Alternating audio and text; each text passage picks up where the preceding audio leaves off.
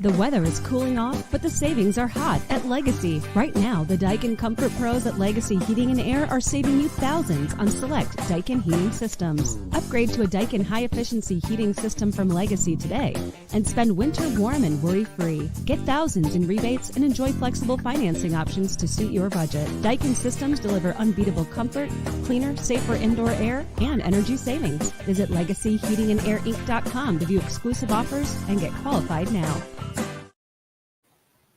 Welcome to Football Never Sleeps, the aspiring to be viral Notre Dame football show that runs on YouTube every Monday at 7 o'clock through the season, and who knows when in the off season, but we do it weekly. We just move it around for you. No moving around now. We're here to give you all the news coming out of the bye week for Notre Dame football, which is ranked 14th in the country, 6-2, and playing Pittsburgh 2-5. Saturday at Notre Dame Stadium. I'm Eric Hansen, as my little tag says. He's Tyler James. And together we're going to not only talk Notre Dame football, but we're going to talk it with you as you submit questions to us and comments and even compliments. We'll remark on those. I've gotten to the end of the line of things that I technically know how to tell you about. Tyler James is going to take it from here, and then we'll get into the show.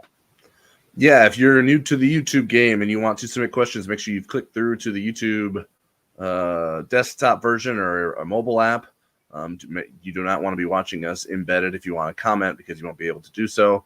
Once you do so, you should be able to comment in the chat box where you'll see folks submitting questions like Bob Alvey just did, and you'll be able to get those to us. The chat box should be on the right-hand side if you're on a desktop. Should be below our talking heads if you are on a mobile device. And I want to give everyone a reminder, if you don't know the deal by now, we have a 30-day free trial of InsideNDSports.com available for our YouTube audience.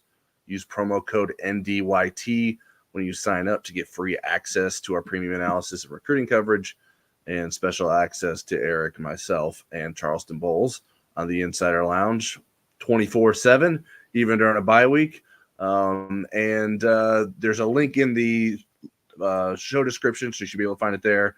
If you go to sign up on InsideNDSports.com, as long as you include the code NDYT, you should be able to sign up for a 30-day free trial. And we hope, if you haven't already taken advantage of that, you consider doing that. Especially, I mean, that gets you pretty far through here. The rest of Notre Dame's regular season with some interesting games coming up. Okay, well, we are coming out of the bye week. Marcus Freeman was not asked whether anybody ate cheeseburgers, and that's an old reference to the Charlie Weiss bye week days. Not that Charlie ate cheeseburgers, but he accused Florida of eating cheeseburgers and then jumping Notre Dame in the polls. That's where that reference comes from. Notre Dame did actually get jumped in all three of the polls, although they moved up in two of them. They are now 14th in all three polls that I pay attention to: the AP, the coaches poll, and the one I vote in, the Super 16 poll. Number 14 in that, Utah, which just beat USC on Saturday night in Los Angeles. They have moved to 13. Pittsburgh is 2-5 after losing to Wake Forest 21-17 on Saturday. And they did it despite facing Wake Forest's third-string quarterback, who is Santino Marucci, making his first college start. They outgained Wake by almost 100 yards. They ran 15 more offensive plays. They did way better on third down, won time of possession, won the turnover battle, and yet managed to lose the game. And part of that came on a slide that was started too early to gain a first down. If the quarterback for Pitt, Christian Veillere, had just run for the first down and run out of bounds, they would have had a fresh set of downs and probably been able to run out the clock. Instead, Wake Forest got the ball back and beat Pittsburgh. So they are 2-5 coming in to Notre Dame Stadium. Not a great showing by Notre Dame's opponents, past and future. Only Ohio State, Tennessee State, and Wake won. And somebody had to win the Wake-Pittsburgh game, so you had to get one win. Ohio State had an impressive win over Penn State. Tennessee State beat Lincoln pretty badly in FCS play. NC State and Louisville had byes. So what did Notre Dame accomplish in the bye week? We're going to get that information from Tyler James. And did he like what Marcus Freeman, how they went about their business during the bye week? Yeah, I mean, I think it makes sense what Notre Dame was trying to do. I don't know that Marcus Freeman necessarily shared a lot of insight with us in terms of things that Notre Dame half marathon learned about himself. Yes, wiper and a half marathon. Tim O'Malley made some questionable play calls in some flag football games that Marcus Freeman wanted to grill him about. But there's one quote I pulled out from the press conference. He said we had to get after it and really make sure that we were improving in all areas of the game of football, but also with the areas that we've been deficient. He didn't necessarily identify those areas that Notre Dame has been deficient, except for there's one he seemed to highlight specifically, and that was taking more downfield shots off of play action. So I imagine there's more than that. Isn't the only thing that Notre Dame identified as a deficiency. I would like to think that Notre Dame could find some better answers in the running game and could also scheme some guys open in the passing game on some shorter throws as well. Those are some of the things that were top of mind to me. But just to break down the schedule for people who weren't aware, and we had this information on InsideNDSports.com last week when I was covering our trail tracks with Notre Dame's coaching staff out on the road. Notre Dame practiced for the first 3 days of the week, Monday, Tuesday, Wednesday, and then the coaching staff hit the road with some recruiting visits on Thursday and Friday to get out to schools and watch kids play in some games. And that's how Notre Dame staff spent the rest of the week. And Marcus Freeman said he gave them Saturday off, most of Sunday off as well. And they got back on Sunday to have some discussions and get ready for Pittsburgh. So that's how Notre Dame spent the week. The players didn't have class, so that is a good thing. I think given the stretch that Notre Dame just is coming out of, I think the fact that they had a break was, I mean, it seems like it's like a media trope that the bye week is coming at the right time or whatever. But it seems like it's hard to – Notre Dame was hard-pressed and needed a bye, I think, even though it's coming off a big victory against USC. This was a long 8-game stretch for Notre Dame, spending lots of miles, and the time off should have served Notre Dame well. Yeah, I had a chance to ask Marcus Freeman, what were your priorities beyond the 3 practices, beyond the recruiting? And he goes, there wasn't a whole lot of time for anything else at that point. Yeah. Now, in his defense or to his credit or whatever, they do a lot of self-scouting, probably more than most teams do on a week-to-week basis. So they don't leave it to a bye week to then play catch-up with that. Although I'm surprised they didn't do a little bit more of it, maybe on Sunday. And maybe they'll get into that a little bit this week since they had the 3 practices last week as a coaching staff. Yeah, Tyler mentioned the wanting to take deep shots down the field and so forth. The one thing that Marcus is being very careful with is not blaming play calling. He was kind of given the option, play calling versus execution. How much has the recent dip in offense been related to that? And even though Notre Dame scored 48 points, they didn't run a lot of offensive plays, and they only had 251 total yards in the USC game. But he is steadfast that it's execution, and he's very careful about not blaming the players. He said now it's up to the coaches to simplify things, bring clarity. It's not about more and scheming. It's about clear. And so that's kind of his thoughts about not only how they got into this mess, but how they're going to get out of it. And again, he acknowledged teams are now daring them to throw the ball, so they are going to have to take shots down the field. Pittsburgh, to me, comes at the perfect time. They are a really good template for the team that should show you if you still have problems in that area. They are the number 26 overall defense in the country. and yards per game allowed, but they are one of the inferior pass defenses in the country. They're 95th in pass efficiency defense. And so they lean into the run. They lean into bringing pressures and rushing the quarterback, and they're willing to give up shots down the field. So it'll be really interesting to see if Notre Dame can execute that on Saturday. Notre Dame's 1-0 coming out of bye weeks under Marcus Freeman, having beaten BYU in Las Vegas last season. So let's talk a little bit about injury and personnel stuff.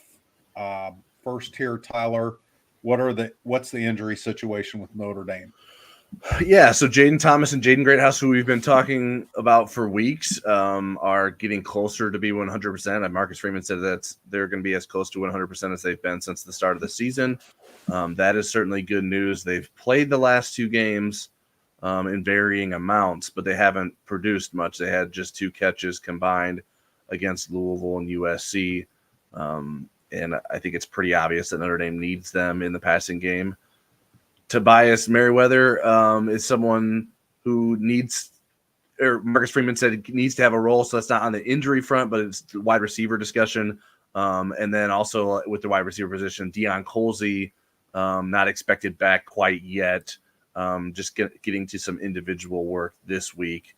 Deion Colsey, if you don't recall, had knee surgery or an arthroscopic surgery prior to the Duke game. And so he's working his way back from that. But Marcus Freeman did indicate that he thinks he'll be ready to go in a couple weeks and have an opportunity to play and be available later this season still.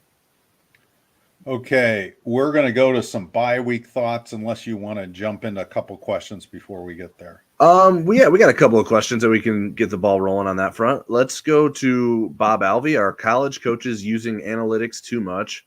In my opinion, due to the disparity in college football, the accuracy is in question, unlike the NFL analytics, due to the parity in the league.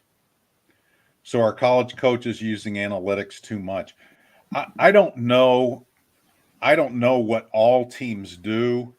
I know that they have analysts. Everybody has analysts on their roster. They do have access to it and different kinds of analytics.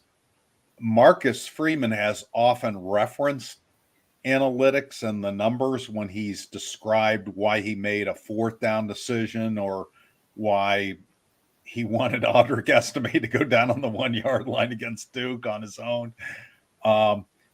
From my standpoint, I wondered whether Notre Dame was using analytics too much. I talked to Al Golden a couple weeks ago about his usage of it, and I think he wants to know what the numbers say, but I still think he goes with his experience and his gut. I think Marcus probably leans into the raw numbers a little bit more right now, which I'm not a super fan of, but I do think it's good to know what those are. Yeah, I mean, I think analytics is another thing that coaches can point to if they're taking heat over a decision. And how are we to know if they actually use the analytics or not? If the analytics are on their side and that's the decision that they went with, then it's easy to say, well, yeah, that's what the analytics say to do. And you're not blaming anyone else because analytics isn't a person. So I don't know. I mean, I think certainly analytics informs decisions a lot.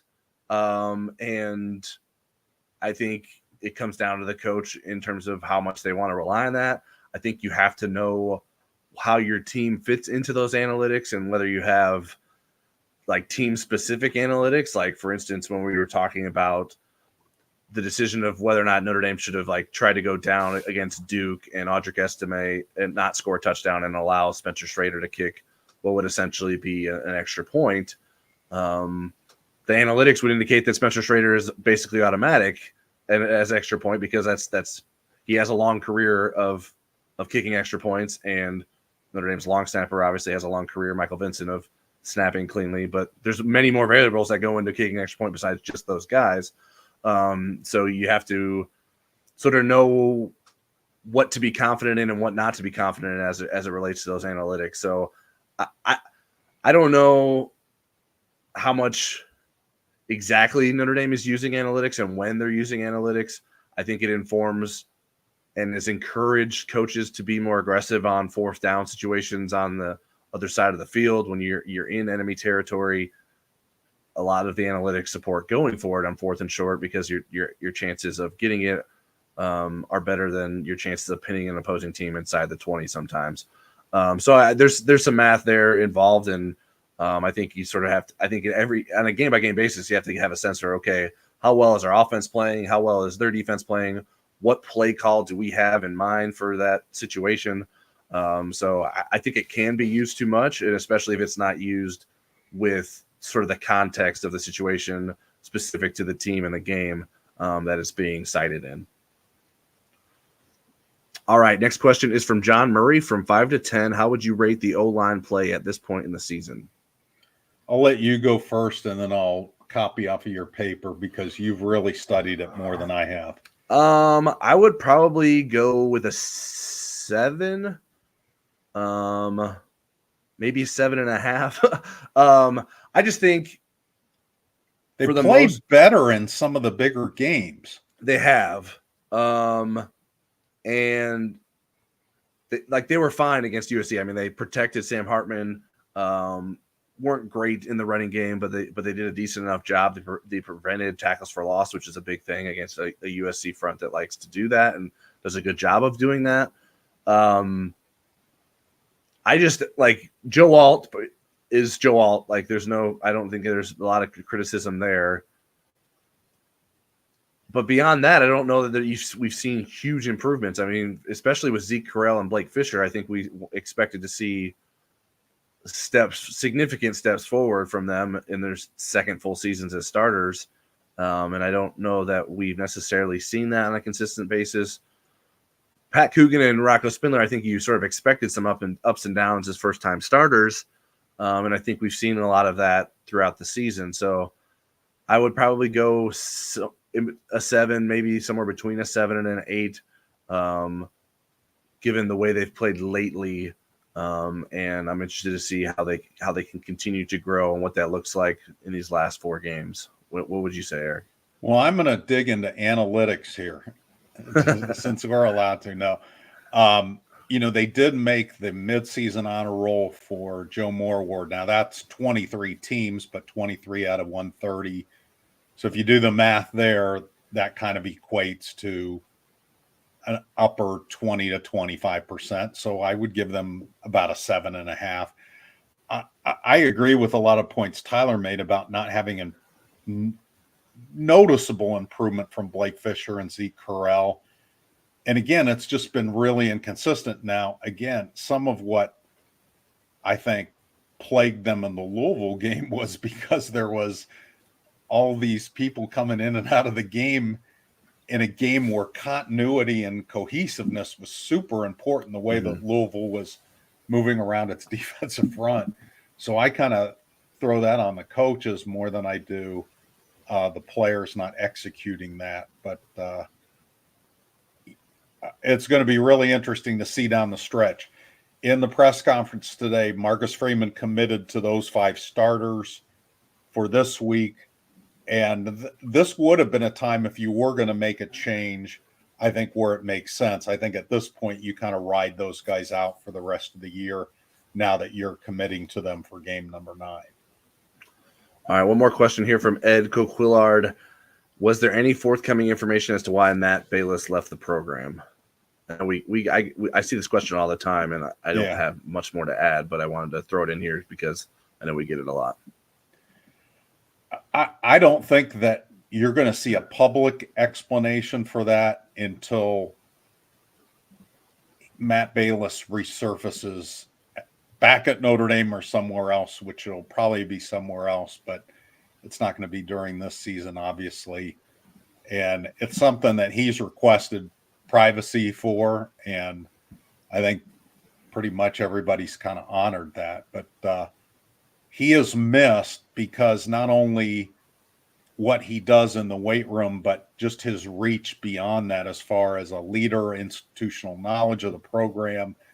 I think he is really one of the best guys at what he does in the country. And we know that after this season, Fred Hale will get an interview, the interim, and there will be a national search for his replacement. I doubt that he ends up coming back, but I would never rule anything out. Yeah, so I did grades for Notre Dame's coaching staff on InsideNDSports.com today for our premium subscribers, and someone on the Insider Lounge asked me what I would grade the strength and conditioning staff, and I don't really have any way to quantify that. And then also, like, who gets the credit or the blame? Like, is it? I tend to think, Matt, the off-season preparation is more important than the in-season maintenance. So if Notre Dame's coming up short, is that Fred Hale's fault or is that Matt Balis's fault? I don't have the answer to that. So that's why I don't try to tackle that question in my grades story. So I think, it's hard for us to measure it there, but some of the things that they do during in season is injury prevention, recovery, nutrition, sleep. They monitor the player's sleep, things like that. But that's not something we have access to those numbers. Yeah, and do we have any idea if Fred Hale's doing anything different than Matt Balis was doing at all? Like, I don't know that. So yeah, I mean, we know that the nutritionist exact plan isn't saying, "Hey guys, have whatever you have, sugar frosted flakes for breakfast. We're fine with that. Taco Bell for lunch every day." So, but all right, that's it. But it's a good thing to look at in the off season. So we're going to kind of give you some bye week thoughts, and we're going to start with our own. We were both off on Saturday.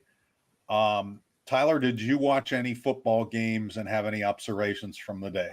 I watched some pieces of games. I was actually watching other games that I'm sure no one watching this had any interest in. I spent some time with my parents. We were watching my brother's game. He is a coach for a Division II school, Minnesota State Moorhead. The Dragons beat up on Southwest Minnesota State, so we watched that. I also caught the end of my. So is that the same school that Coach Fox coached in the TV series? Wasn't it Minnesota State? Well, there are a number of different Minnesota states. Okay. So okay, his is located in Moorhead, Minnesota. And then I also watched my alma mater, DePaul University, play. They won an overtime thriller against Wittenberg in overtime to stay undefeated. But I also did see, in terms of games that folks that are watching us care about, I saw pieces of the Ohio State-Penn State game, the Alabama and Tennessee game, the Utah-USC game. Beyond that, I've seen mostly highlights. So I was spending time with the family, went to a comedy show with my girlfriend on Saturday night. Did you go to Seinfeld? No, I did not see Seinfeld. It actually was. He was in town. But in my original hometown in LaPorte. Was like George Costanza. No, it was Kyle Kinane, who is a somewhat famous comedian who I was aware of prior to him coming to LaPorte. But anyways, I thought the Ohio State-Penn State game was sort of as I expected.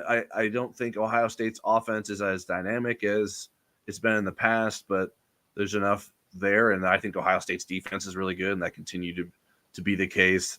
Alabama's offense struggled in the first half and recovered a bit. USC defense remains a problem, and Utah remains a problem for USC in general. Yeah. So I don't have a lot of takeaways. I'll start getting more into Pittsburgh stuff this week. Eric, what were some of the takeaways that you may have had from Saturday? Well, my first takeaway was from the Dowagiac St. Joe youth game that my grandson Reed played in the mud. It was a 6-0 game, and every pass was like a shot put in that rain. But was really interesting, afterwards, we went out to lunch at this little pub up in Michigan, and Reed was talking about Sam Hartman. He goes, "Grandpa, Sam Hartman's a man." And I said, what makes you say that? And he goes, "Well, a few things." He goes, "He has a beard and a mustache." I go, "So does your dad." And he said he is so calm with everything going around him, whether there's pressure, he goes, he's really calm. And I thought for an 8-year-old to pick that out, he's almost 9. For an 8-year-old to pick that up, I thought, no wonder this kid is like the best kid on, best player on his team. Should we get him for the podcast tomorrow? Yeah, I think we should get him on the podcast. It was just interesting to see how interesting he was. And then that is a good observation. I like that. The other kids at the table, they all thought they were the local comedian, so they were all competing to be the funniest person at the table, which they're going to lose to Grandpa. And so I watched some of the other games. I watched Ohio State, Penn State. I watched a good portion of that.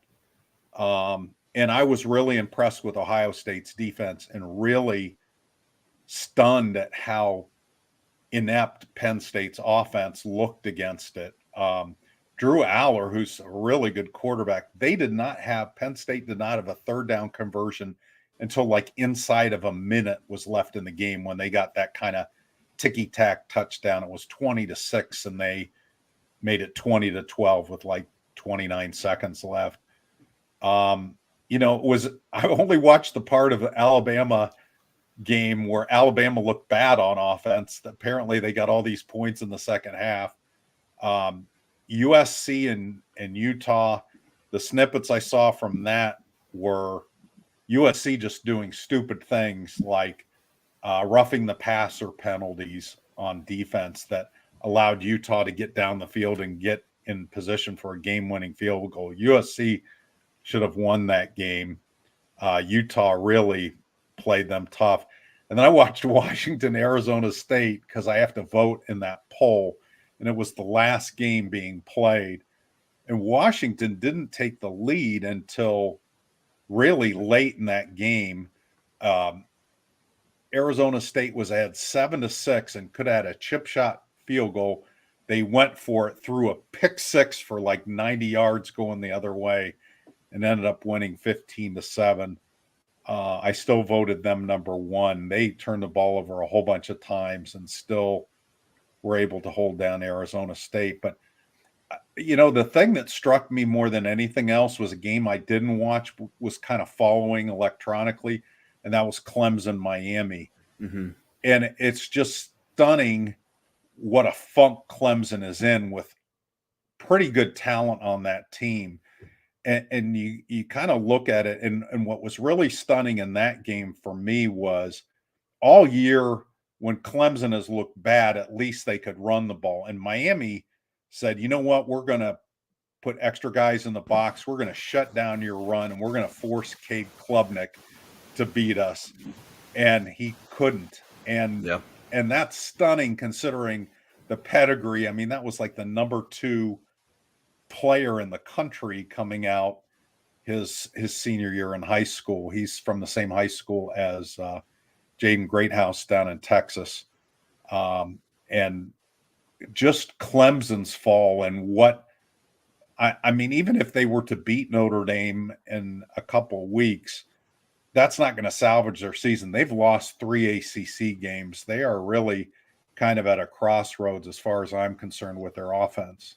Yeah, I mean, I think it was either on Football Never Sleeps last week or the podcast last week. I think you said, hey, you said to me, I think that I was discounting Clemson's offense a little too much, but I feel like there's just too many times that seems to happen, and their passing game is just one that I don't have. Well, nobody had shut down their running game until Saturday, and Miami they ran the stupidest play where Klubnik ended up losing a whole bunch of yardage when it was maybe 4th and 1 from the 1, or it was maybe a 2-point conversion. I can't remember exactly what it was. I think it was a 2-point conversion.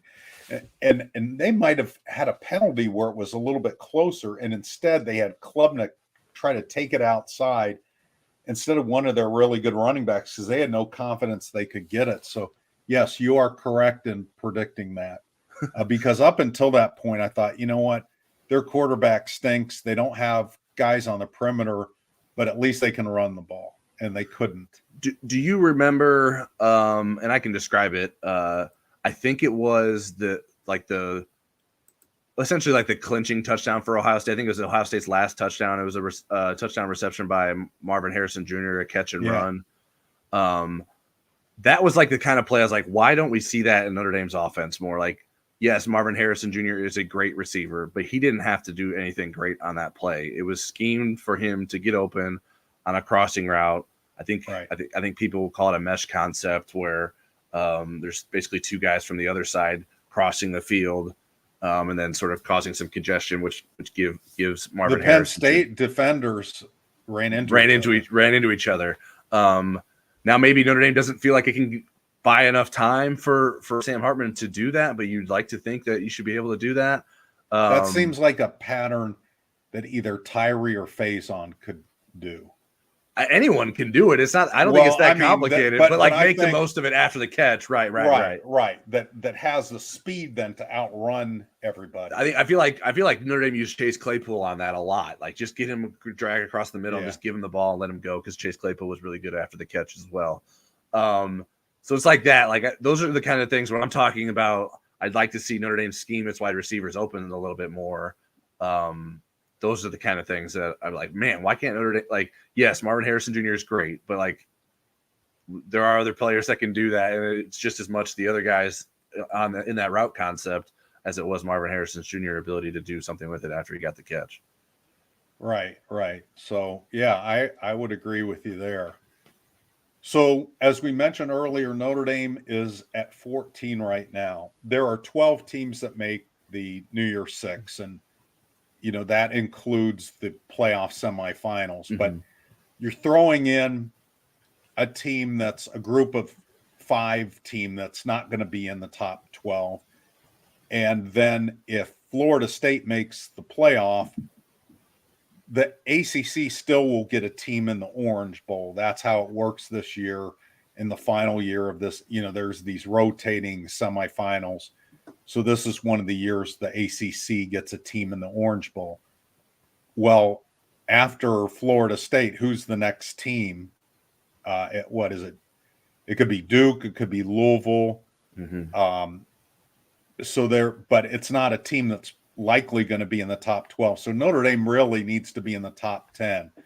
So what are your thoughts about the chances if Notre Dame wins out that they will actually be in the top 10?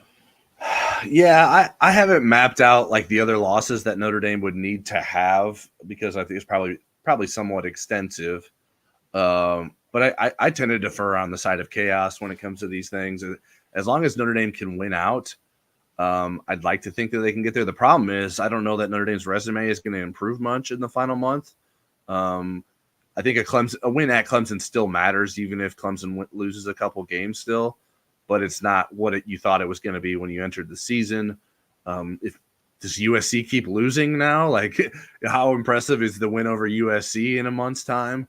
So I think those things will all matter. Certainly, Ohio State is doing a good job of keeping Notre Dame's loss to Ohio State as impressive. I think Notre Dame needs Louisville to keep winning. I don't know if that will happen or not, but that would certainly help Notre Dame's case as well. I think they play Duke this week.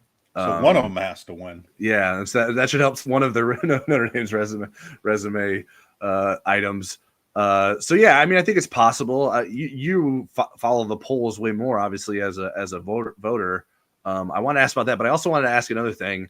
When you see the AP poll and the coaches poll sort of catch up to what you guys already had in your FWAA and FF, that's the Football Writers Association of America and National Football Foundation Super 16 poll that you vote in. Do you take some pride in like, yeah, it's about time you guys got on our side? What took you so long to get Notre Dame in the right spot? Well, the coaches always seem like they're about a week behind on things. Yeah. But I think the AP poll generally, other than a couple of crackpot voters, usually do a pretty good job. But I mean, somebody may look at my poll, my ballot, and think, has he been drinking? I think 2 games hurt Notre Dame's perception Saturday that could have really helped them. The USC-Utah game, had USC won that game, I think that would have helped Notre Dame.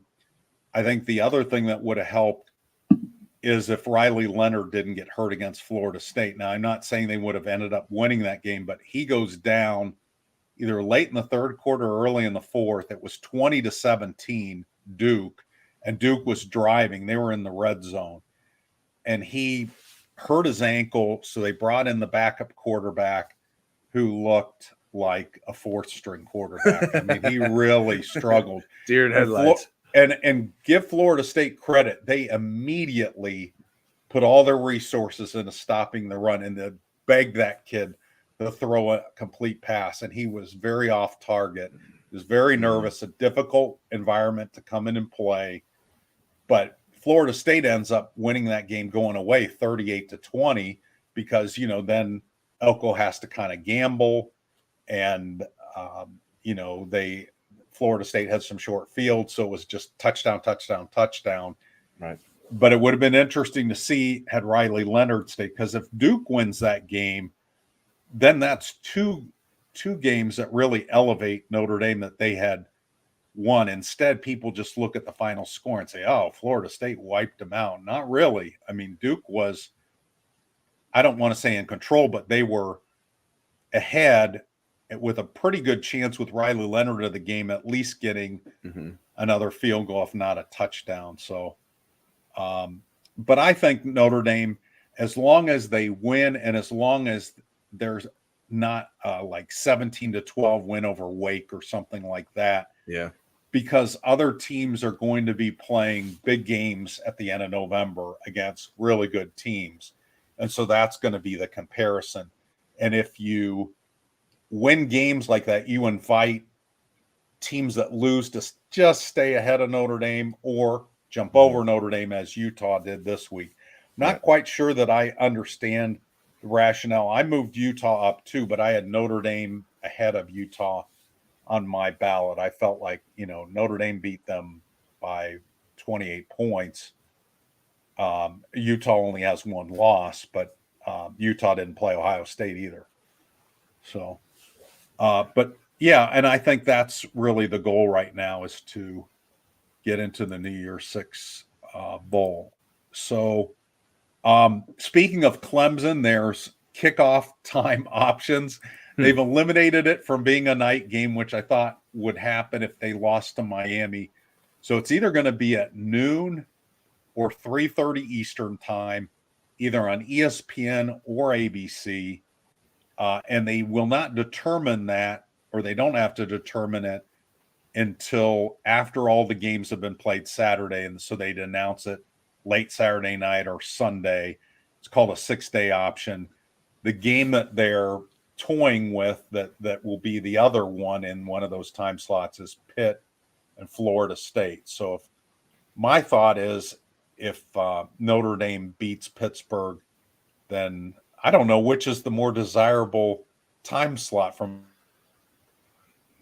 Yeah, I mean, I think 3:30, but I think it usually depends on like what the other games are on the schedule, and like I don't know what the Big Ten noon game is that week. I know that the big noon kickoff where they're going to be is Kansas, Texas, but I don't think that's a Fox game. Okay. But that is probably a noon kickoff. Since So that's the game day show. It's confusing because it's called Big Noon Kickoff, even though it's a show. Yeah, and like it doesn't necessarily have to be for the game that's the noon kickoff. Like they were at Notre Dame for a non-noon kickoff. I don't know. Like I think even if Clemson won, they might have considered not putting it in at night because that's where Alabama LSU is going to be, and that's hard to go against. And they just want Notre Dame fans to be able to watch Notre Dame Clemson and tune into the Tommy Rees Brian Kelly matchup on CBS later in the evening. So best of both worlds in my opinion. But I'm certainly a happy sports writer to not have to cover another night game. And I think it's probably good for Notre Dame to not have to play Clemson at night, even though maybe the crowd isn't as rowdy as it could be if Clemson were having a better season. Night games usually only ramp up the excitement for opposing fan base. So I still think playing at Clemson's not going to be a walk in the park, but it maybe makes it a little bit easier for Notre Dame going in there. So Brian Kelly got his 300th coaching victory Saturday against Army, and they had, his little speech. Mike Denbrock gave him the game ball. Mike Denbrock used to be offensive coordinator at Notre Dame. He's offensive coordinator at LSU now. And Brian gave a little speech, and I think it riled up Notre Dame fans. This is the best place I ever coached. And of course he's going to say that. How would that look if he said, you know what, you guys are pretty good, but Notre Dame was my favorite place to coach. Come on. Yeah, this is my second favorite place to coach. Thanks for letting me coach here. I'm going to keep doing it, but it's not my favorite. Yeah. And anyways, no post-game speech that Brian Kelly ever gives will ever beat the megaphone speech at Michigan State years ago. What year was that? Do you remember? Oh, I don't know. Well, 17, wasn't it? Yeah, it had to be they were around coming that off time. The bad year. That's why he was so fired up. And Quentin Nelson was on the team because Quentin Nelson lifted him up, right? Quentin Nelson lifted him up like a rag doll and shook him. And then the whole way home, Brian Kelly, his big line, and he was dancing, and then he's like, "That's a megaphone." And then the whole way home, Mike Frelland in the middle of the night and Tyler James are rhyming things with "That's a megaphone." Yeah. So that's a telephone. Yeah. That's an ice cream cone. So those are the delusions of sports writers after a late night football game. Yeah, those are the games you get home at about 6 a.m. So we're still taking your questions if you guys want to chime in. We're going to bowl ahead with the show until you come up with some.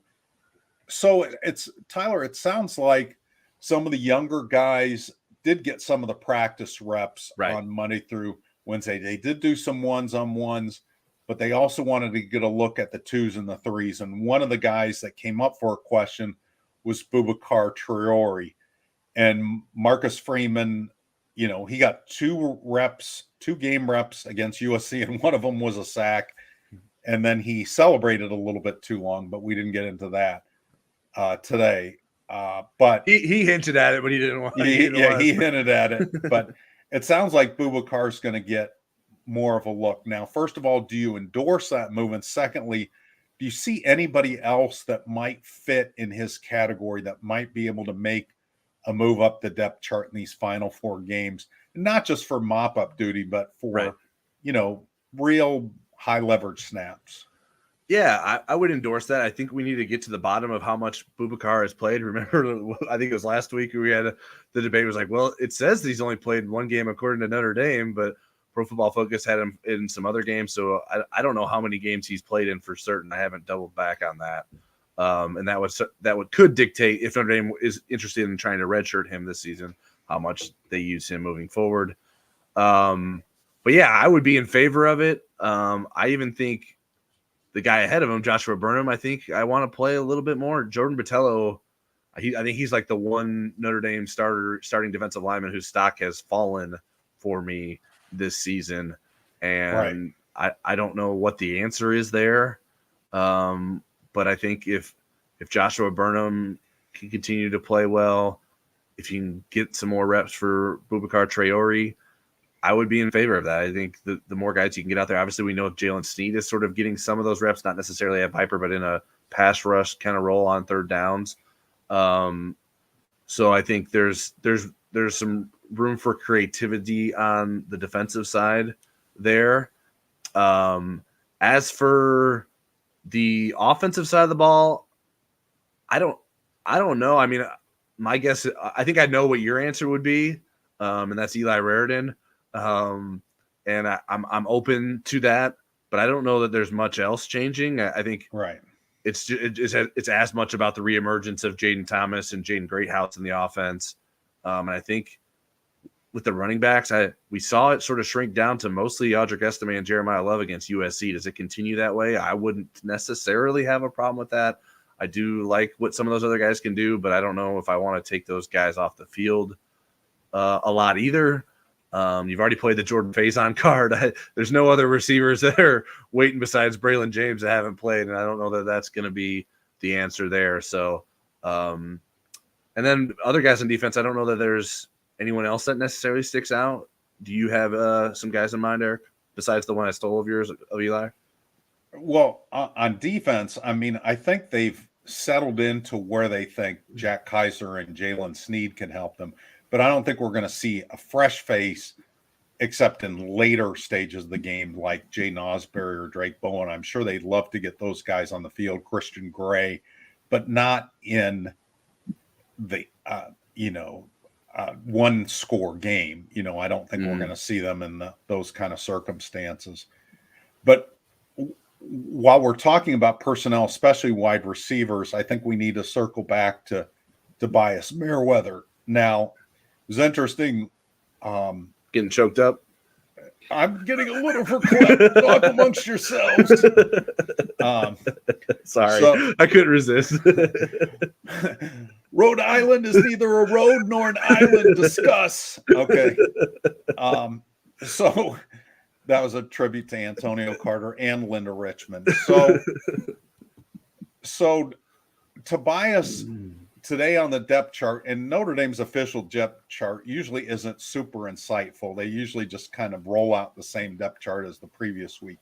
Now this week they didn't. They put Rico Flores first, Tobias second, and then I asked Marcus Freeman about Tobias's role moving forward with the room kind of be repopulated with healthier wide receivers, because somebody's going to get a little bit of a squeeze, and Rico's been playing well. Mm-hmm.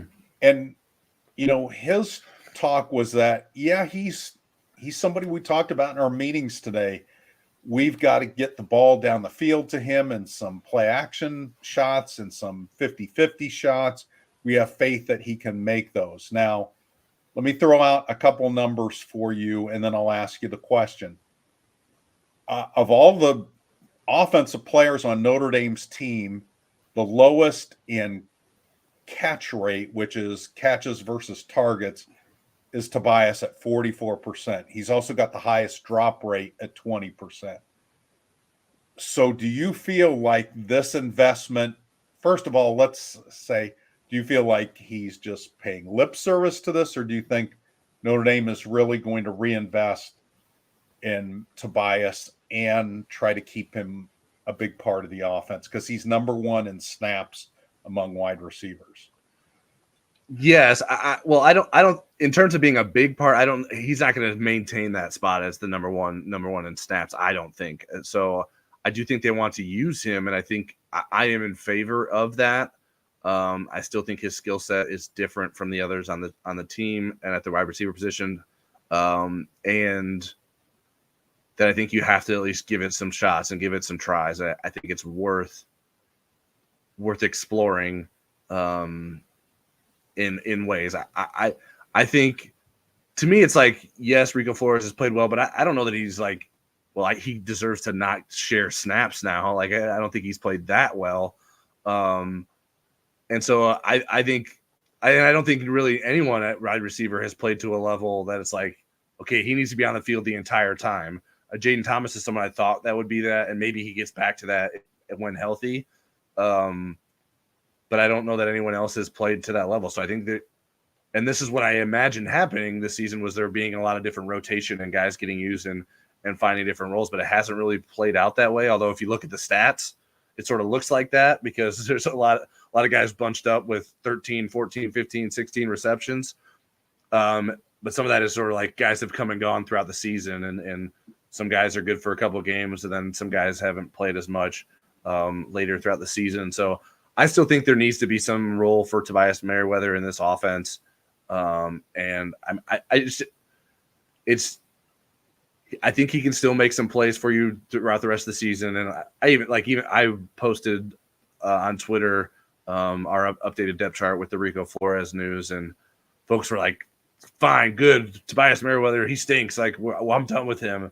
I think it's way too early to give up on Tobias Merriweather, whether it's just for the season or obviously definitely in his career at large. So I think I would like to see some way to get him involved. Now, if he keeps failing, then I think the leash is certainly short, and that's why his reps have been reduced as of late. But I just think that there still is something there that you got to tap into. And I don't think you want to lose it forever if you don't sort of tap into it now. What do you think? Well, and we haven't seen how he's practicing, so we don't know. What we do know is when he does get to practice and goes ones against ones, or I guess twos against ones in this instance now, he's going against two of the best cornerbacks in the country. So, I mean, if iron sharpens iron, that ought to help. But yeah, I would not pull the plug completely, but I think giving Rico more opportunities makes sense. And again, with Greathouse and Thomas presumably at 100%, you're going to have that boundary receiver position filled well. But yeah, I would like to see, especially against Pittsburgh, that's not an incredibly good pass defense, to see what he can do against them. Now, Clemson, Tyler's going to try to contradict me here. I know it. I can feel it coming. Clemson is good on defense everywhere. They're one of the top. No, I'm not contradicting that. Yeah. Go ahead. In the country. Wake Forest is kind of in the middle of the pack on pass defense. Stanford is absolutely in the bottom 5 in pass defense. So this is kind of the week to test that theory. So I like what Marcus had to say about it today. And before we get going, I want to ask John, are you related to Andrew? That John? Yeah, I was going to pull his comment up. I will be at the game on Saturday. I will be making the 5-hour drive from Pittsburgh. I would like to assume a Christophic from Pittsburgh, which is where Andrew is from, is related to Andrew. I don't believe John is his father's name. I think his father's name is Dave, if I remember correctly. But we appreciate you tuning in, John, and best of luck on the drive. Andrew got a spot on the game day graphic that Notre Dame tweeted today, I think, on Twitter. It was Riley Mills, and I think it was off the top of my head, I think it was Riley Mills and Andrew Christophic. So representing a nod to his Pittsburgh roots. E. Olson added, TM is a willing blocker at least. I think that is fair with Tobias Merriweather. I think that is a good thing, but Notre Dame needs some help in the passing game from its receivers as well. Joshua asked in reference to Tobias, do you guys ever get access to Tobias? Would like to know his demeanor and chances he isn't around next year. I hate speculating, but he can't be happy. Well, I mean, if he's unhappy, he's got to be unhappy with himself. I think the last time Tobias was in the rotation, and you correct me if I'm wrong, Tyler, is middle of training camp, so middle of August, and I interviewed him that day, but I don't remember him coming in at least midweek, maybe after a game, maybe after the Central Michigan game, perhaps. He had a touchdown in that game, maybe. Yeah, I think he has been available to us at some point this week. I was trying to quickly search to see if I could find proof of that, but I'm not having any luck immediately. He's not this week. It's Rico Flores is the wide receiver that's going to be coming in. I mean, when I spoke to Tobias, I felt like he took a very mature approach to some really difficult lines of questioning, and yet he didn't seem like a guy who had all his confidence there. We had talked to Tobias actually on our podcast right before he enrolled. It was like May, and he was a June enrollee last year, and he was incredibly impressive. His family's impressive. He's got a great support system. I don't think he's a guy that's a big baby that says, well, I'm not catching a lot of balls, I'm going to leave. I mean, again, he's got more reps than any other wide receiver. I'm not sure what his beef would be. I think the only thing is if he had those kind of thoughts, maybe it's, I need to, I need a new change of scenery or something. But I don't see that as something that would be in his mind. I think he would not even think about that stuff until after the season. The one thing that was kind of surprising to me that he said was how much he read social media about himself at the time. Now, since then, he shut that down. But at the time, he goes, I see every comment, and I think too much of that was getting into his head about other people's expectations. But, for me, just kind of knowing his background, and I would not give up on him at this point. I think there's something there worth being patient about. But again, I think moving him down the depth chart, making him kind of earn those reps at this point, I think is fair. Yeah, I think. By the way, I found we talked to him after the Central Michigan game in the post game, but I don't know that we talked to him at any point after that. But yeah, I think he goes through the ups and downs like many players do. But I think my understanding is he has the right mindset. I think there's probably some frustration with his performance, and then maybe not getting some more chances since then, especially like the lack of reps. But I think that's why Notre Dame is making sure he's still a part of things, because he is important for Notre Dame, not just this season, but beyond this season as well. So I think Notre Dame needs to consider that. I heard you chuckle. I'm guessing you're chuckling at Beefeater. Yeah. Beefeater asked, how much nose hair is Pat Narduzzi going to flare during the game? Is he on the hot seat yet? Oh, I also saw his second comment. Did you see that? Oh, seriously, Narduzzi is like the peacock of nose hair. Yeah. I mean, he's already in his press conference today. You tell him what he said in his press conference. You tweeted about it. Yeah, I was going through. So Pittsburgh shared the post game or Monday press conference transcript with us from Pat Narduzzi, and he was being asked about some penalties, and I think there were some issues with some of the penalties that Pittsburgh had called against it, against Wake Forest. And so someone asked, like, do you feel like, does it stink to like have these issues this part of the season when you get stuck with penalties? And just sort of out of nowhere, he like references, well, we had that one pass interference call against Notre Dame the last time I was there, and I was ticked then. I don't remember when it was in the season. And I'm pretty sure he's talking about the game-winning touchdown that Miles Boykin caught against Pittsburgh, which I tweeted about, and then many quickly shared the screenshot of Miles Boykin also being held on that play as well by a Pittsburgh defender. So it's Pat Narduzzi always has his antenna up about Notre Dame, and so it'll be interesting to see what that how he reacts to whatever happens in Notre Dame Stadium on Saturday. E. Olson, speaking of antenna up about Notre Dame, does Phil Dracovic have more Instagram posts or snaps against Notre Dame this week? I think it's going to be a tie of 0. He is now listed as the third string quarterback. There was some speculation that he was going to move to tight end, and then Pat Narduzzi said, well, that's not happening. And if they are doing that, it's certainly behind the scenes, and they do have 4 tight ends on their roster. But he's listed as the third quarterback right now. He has not played since he was demoted. So he started the first 5 games, and Christian Veillere, who is a Penn State transfer to redshirt sophomore, he started the last 2.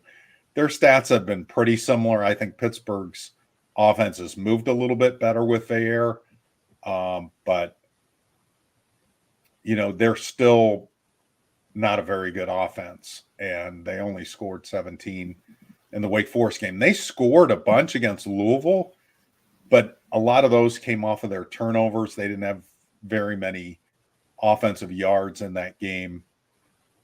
So it'll be interesting. But yeah, I mean, it would almost be worth one of us going to Narduzzi's press conference afterwards just to see what he said.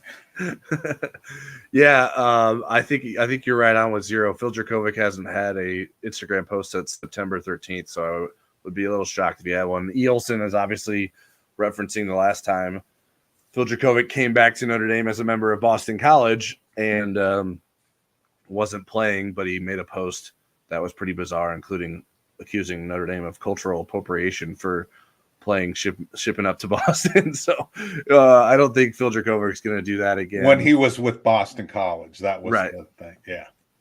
We have one more question from Ed Coquillard. Ed, I'm sorry if I'm saying your name wrong. If Coquillard, isn't it? Coquillard, I do not know. If you want to send me the phonetics, I will not be upset. Does a bowl game count against the 4 games played rule for redshirting? It does. And again, I don't think Notre Dame is really aware of who's on the cusp of going over 4 games, who's not. I mean, I think the people have asked about both Nolan Ziegler and Eli Reardon because they were such late entries, and it would be pretty easy to restrict them to the 4. But I think at this point, I think they're both better off playing. Eli missed a whole year. The more he can get actual game reps, the more he's going to help you next year. And I'd say the same thing for Nolan Ziegler. Let the kid play. He came back from,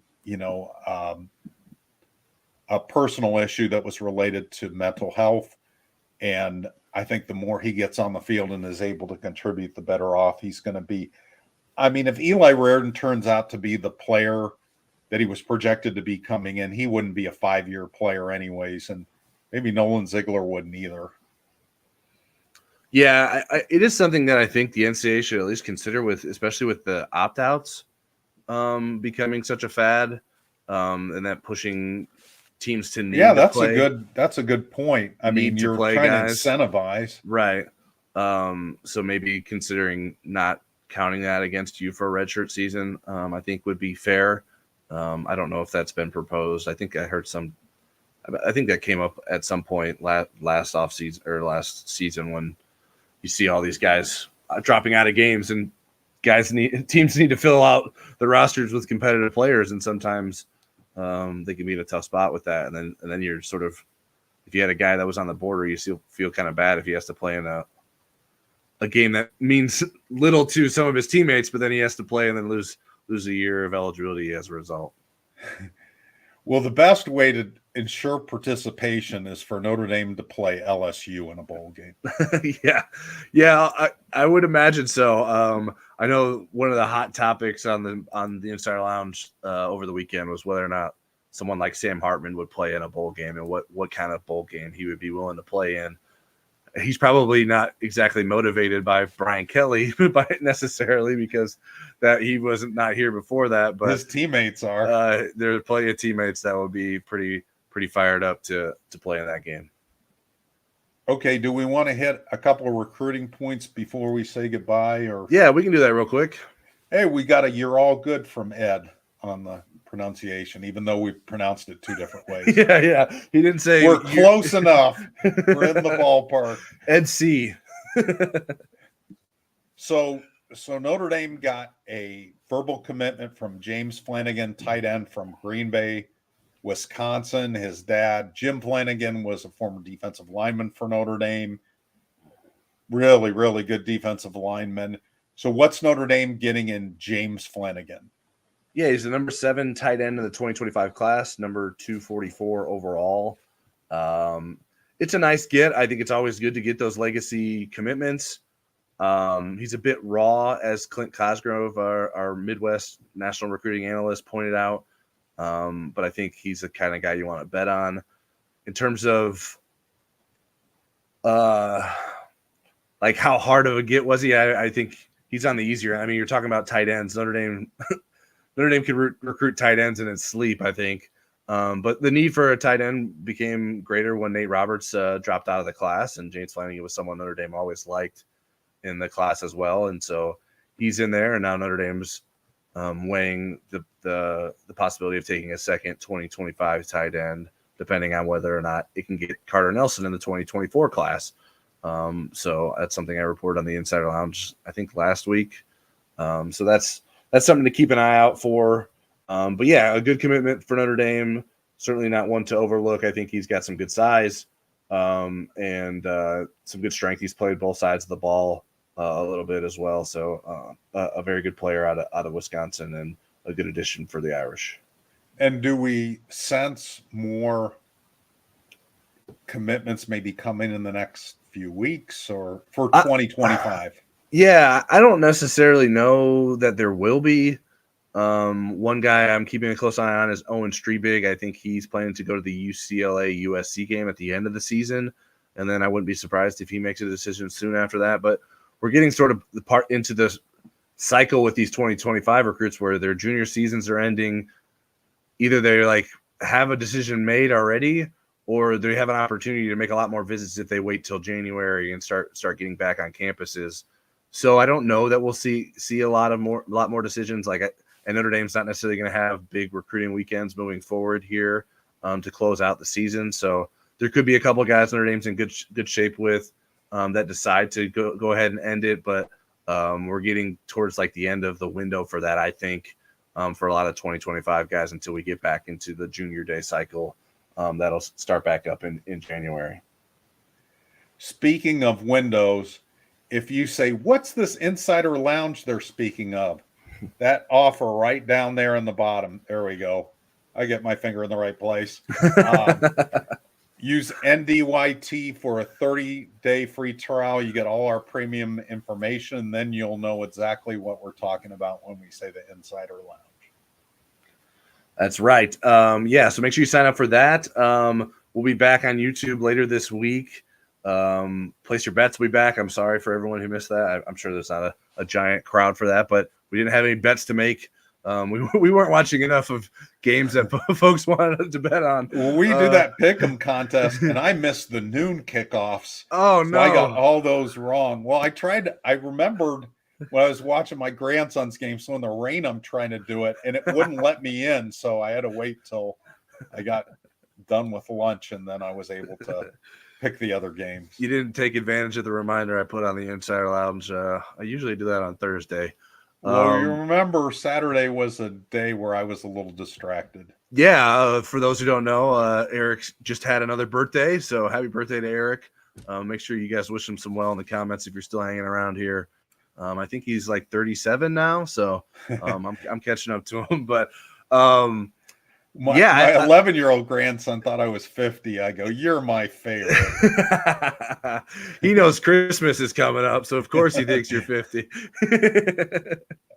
So we'll be back for Place Your Bets later in the week. We'll do an Inside Indy Sports podcast tomorrow, Tuesday. We'll be back with our post-game takeaways after the game on Saturday. You won't have to wait until 3 or 4 a.m. Like you have in the past. But after all those night games, then we will be back for Football Never Sleeps Again Monday. So I don't have anything else to add. Eric, what would you like to add before we go on our way out here? I want to have a beer with Beef Eater. And thank you, Eric, for the birthday wishes. And thank your parents for naming you an awesome name. And thanks to Legacy Heating and Air for sponsoring us. Love Legacy Heating and Air. My Daikin furnace right now probably isn't working real hard, and it won't be working at all tomorrow because it's supposed to be 77 in South Bend tomorrow. Wow. So we're going to get one more blast of Indian summer. All right. That's all I have to say. All right. Well, we appreciate everyone tuning in. Make sure you subscribe to the channel, like, comment, do the whole thing, share it with folks that want some more Notre Dame content. And we appreciate your support, and we'll see you soon.